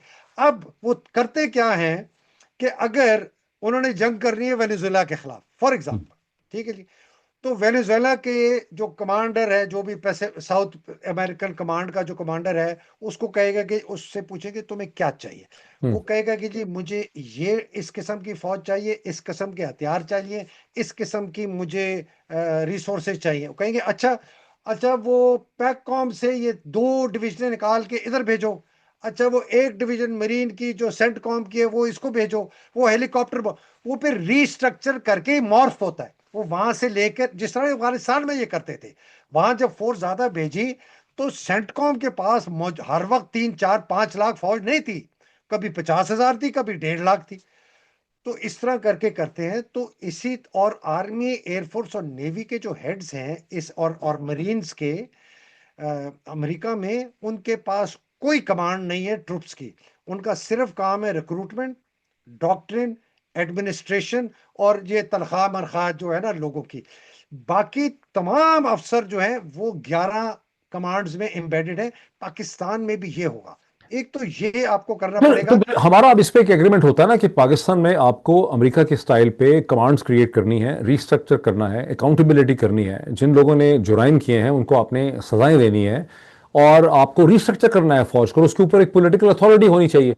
और सो तीसरी चीज, तो फिर मसला तीसरी मसला चीज आप देखें ना, आप फौज के इंडिविजुअल अफसर का की कोई मतलब उसकी डॉक्ट्रिन उसको तो चेंज नहीं ना कर सकते, आपको आपको तो अब उसको आपको ना रिस्ट्रक्चर चेंज करना है करनी ना है ना इंस्टीट्यूशन। डॉक्ट्रिन। हाँ, आप नहीं नहीं, आपने डॉक्ट्रिन चेंज करनी है। डॉक्ट्रिन मैं चेंज करनी है आपको ना, आई एग्री। डॉक्ट्रिन क्या, डॉक्ट्रिन मैं बताता हूँ क्या चेंज।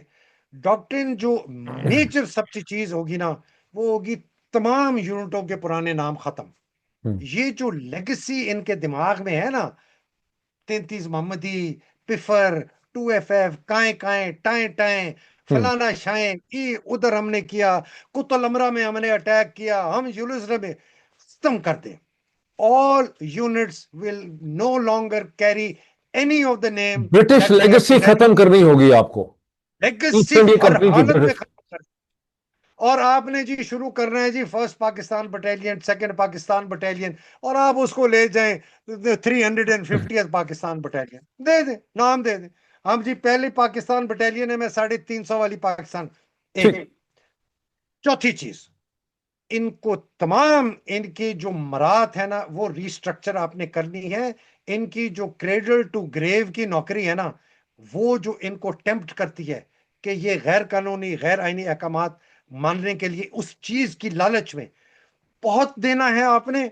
एक अफसर को मेजर के रैंक से एक प्लॉट दे दे और एक फ्लैट दे दे, बस। ये है जी मेजर्स लेके चाहे लेफ्टिनेंट जनरल तक जाएं, आपका यही एक प्लॉट है, यही एक घर है, इसको आप रखें, बनाएं, बेचें ना बेचें, ये आपकी मर्जी।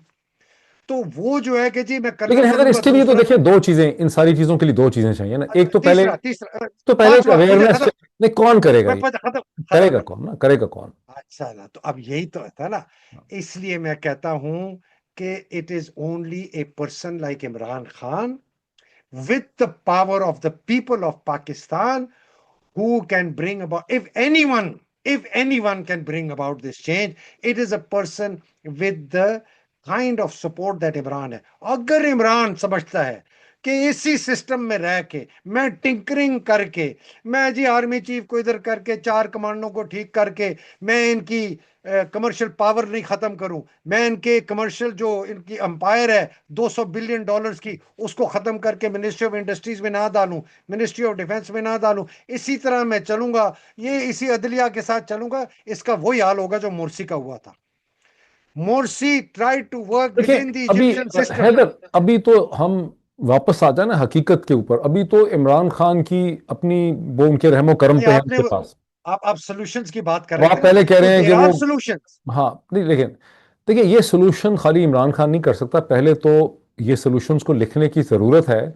जब पाकिस्तानी इंटेलिजेंसिया का एक बहुत बड़ा हिस्सा, कम से कम 50-60% इन चीज़ों को समझ सकेगा, इस पे डिबेट होगी कि क्यों ये चीज़ें ज़रूरी हैं, फिर आपको इसके लिए ज़रूरी होगा कि हिंदुस्तान के साथ आपने एक बहुत बड़ी जो एग्जैजरेटेड कॉन्फ्लिक्ट रखा हुआ है, इस कॉन्फ्लिक्ट को भी आपको सेटल करना होगा। कश्मीर का मसला भी आपको सेटल करना चाहिए, वो जो पुराना आप चला रहे हैं 100%। अक़वाम हाँ, मुत्तहिदा की 100%। करारदादें। बिकॉज अभी तक लोग कहते हैं कश्मीर का क्या हो, भाई पाकिस्तान का क्या होगा। मैं तो ये सोचता हूँ पाकिस्तान का क्या होगा, कश्मीर तो चले आप उसको सेटल करें। पाकिस्तान के गरीब अवाम का क्या होगा। हाँ, Mohit, we forget, we when we say Pakistan ना, वो छुप जाता है। पाकिस्तान के अंदर मोहित 13 करोड़ बंदा, 13 करोड़, 26 करोड़ है, 260 मिलियन हम कहते हैं। 13 करोड़ बंदा पॉवर्टी लाइन से नीचे, जो 36,000 रुपए से कम कमाता है, उसमें से 5 करोड़ जो है वो 18,000 रुपए से नीचे कमाता है। आप कभी सोच सकते हैं कि वो बंदे जिंदगी गुजारते कैसे हैं। 47% बच्चा आपका स्टंटेड पैदा होता है। ये पाकिस्तान का जो एलीट कैप्चर है ना, ये फ्रेज नहीं है।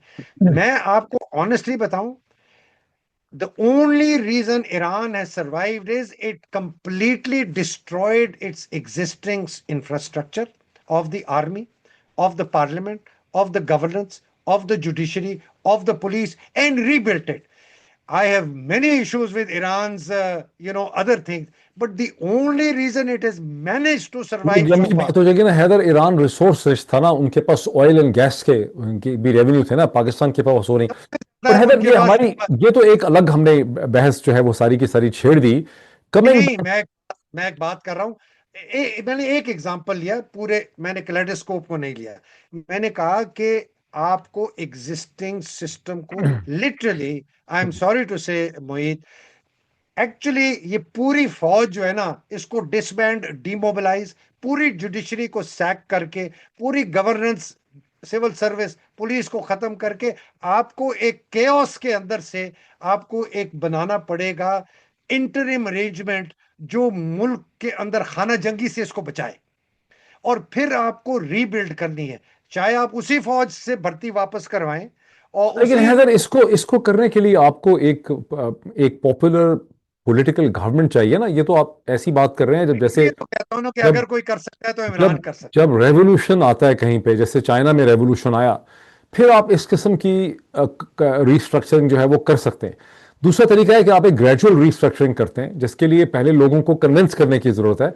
अभी तो है। लोग। ग्रेजुअल रिस्ट्रक्चरिंग कभी भी कामयाब नहीं होगी। ये फौज कभी, आई मैं जो है ना, आखिरी दम तक, मरते दम तक ये कहूंगा, कब्र में है, आपको अंदर से भी आवाज आएगी कि ग्रेजुअल रिस्ट्रक्चरिंग ये कभी भी फौज आपको करने नहीं देगी, कभी नहीं करने देगी, कभी नहीं करने देगी। अच्छा, अभी तो coming back to the issue, एक थीसिस ये है कि जनरल आसिम मुनीर जो हैं उनको हटाया जा रहा है। अगर ये थीसिस सही साबित होगा तो अगले 24 से 48 घंटों में आसिम मुनीर जो हैं उनको रिजाइन करना पड़ेगा, अगर बाहर की इसमें इन्वॉल्वमेंट है, और एक पाकिस्तान में रहेगा न्यू आर्मी चीफ। दूसरी चीज ये है कि शरीफ और आसिम मुनीर में, शहनवाज शरीफ और आसिम मुनीर में इस नोटिफिकेशन पे एक कॉम्प्रोमाइज हो जाएगा, जिसमें नवाज आसिम शरीफ, मुनीर, नवाज नवाज शरीफ, शरीफ, नवाज शरीफ। जिसमें आसिम मुनीर कुछ स्पेस छोड़ेंगे और एक नया वाइस आर्मी चीफ आ जाएगा, जिसमें शरीफ खानदान को एक सेंस ऑफ सिक्योरिटी अपने हवाले से मिल जाएगी। लेकिन अगर ऐसा हो भी जाएगा तो फिर क्या इनके दरमियान बहुत देर तक सुलह रहेगी? सवाल ही नहीं पैदा होता। हम्म। ये दोनों जो है ना, ये दोनों कुत्ते की दुम है। आप इनको जितनी देर पाइप में रख के खोलेंगे, ऐसे मुड़ के आएंगे। हम्म। वो भी इसको गिराने के चक्कर में होगा, वो भी इसको गिराने के चक्कर का, वो इसको भी कत्ल करने के चक्कर में होगा, ये भी इसको कत्ल करवाने के चक्कर में होगा, जिस तरह इन्होंने अपना जनरल, क्या नाम है, आसिफ नवाज को मरवाया है। मुझे मुकम्मल यकीन है कि Asif Nawaz was killed, assassinated by Nawaz Sharif. अब देखिए ना, ये बहुत बड़ा इल्जाम है। भाई, मेरा मेरा इल्जाम क्यों कहता हूं, उसकी जो फोरेंसिक रिपोर्ट में आर्सेनिक पाया गया है उसके बालों के अंदर, उसके भाई ने अपनी किताब में लिखा है। क्रॉस वर्ड्स में उसने लिखा है। हाँ, हम्म। क्रॉसवर्ड में। बीवी ने भी कहा है। अब वो इससे ज्यादा आगे बात नहीं कर सकते, ठीक है ना जी। और इट इज नॉट पॉसिबल, वो नहीं जी, उनको हार्ट का था वो। आई आई एम कन्विंस्ड दैट तो चलिए, समथिंग। अब हमें देखना यह है कि अगले 24 से 48 घंटों के दरमियान में क्या होता है। और ये मैं बता दूं, और फौजी, मैं खास तौर पे जो आप कह रहे हैं ना कि ये पाकिस्तान की जो 50-60% इंटेलेक्चुअल्स है, इनको समझ आ जाए। पाकिस्तान का जो इंटेलेक्चुअल भी है ना, अनफॉर्चुनेटली मोहित, वो आपकी तरह नहीं है, ठीक है ना। और पाकिस्तान का सर फिरा मेरी तरह नहीं है। पाकिस्तान का इंटेलेक्चुअल और इसका सिविल सोसाइटी का हिस्सेदार की नुमाइंदगी, अगर सबसे बड़ा आप तीन सिंबल्स, मैं आपके सामने चार सिंबल्स पेश करूं ना। एक है फाद हुसैन आपके मीडिया से, दूसरा है मुशाहिद हुसैन, तीसरी है मलिहा लोधी, और चौथा है नदीम फारूक पिराचा, ठीक है ना। और इनके पीछे सैकड़ों हैं, हजारों हैं इन जैसे। ये वो लोग हैं जो कि बहुत इंटेलेक्चुअल, हर। अच्छा, नदीम फारूक पिराचा अपने आप को सुरखा कहता था, मैं NSF, Benazir. Look at him now, hmm. Look at Mushahid, 30 साल हम्म। इनके जूते चाटे हैं। मलिया लोधी 30 साल जूते। अहमद बिलाल महबूद, मतलब पैसे लेता है अमेरिका से इस मुल्क में डेमोक्रेसी को फरोग देने के लिए। उसका आप देखें, this is the tragedy of the colonial mind. ये मैं हम्म। आपको बता दूं, पाकिस्तान का प्रॉब्लम पाकिस्तान आर्मी तो है ही है।